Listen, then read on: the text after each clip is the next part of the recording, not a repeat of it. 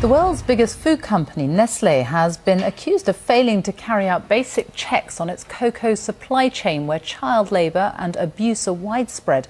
The Fair Labour Association, who were hired by Nestlé, tracked the journey of cocoa from the poorest and most remote farms to the exporters who sold directly to Nestlé.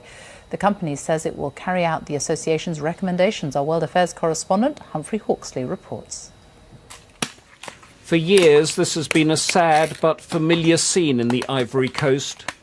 Children hack at pods of cocoa for the chocolate companies, in an industry worth more than £60 billion a year. Last November, they told me they barely got paid, and untreated machete injuries are common.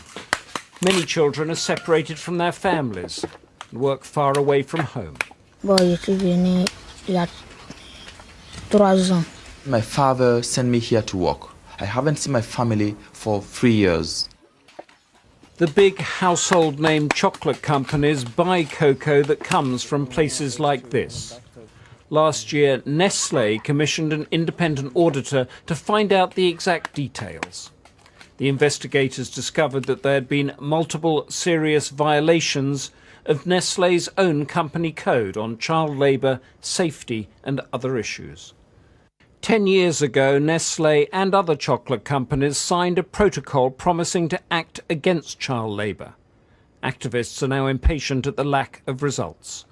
If this was happening here, we'd do something about it now, today, tonight. This is an intolerable situation to continue for a month longer, a week longer, a night longer for this lad here. Nestlé says it will now monitor all stages of its supply chain, such as in small warehouses like this. During the cocoa harvest, we had no difficulty in finding children at work. Nestlé says this goes against everything the company stands for, and tackling child labour has now become a top priority. Humphrey Hawksley, BBC News.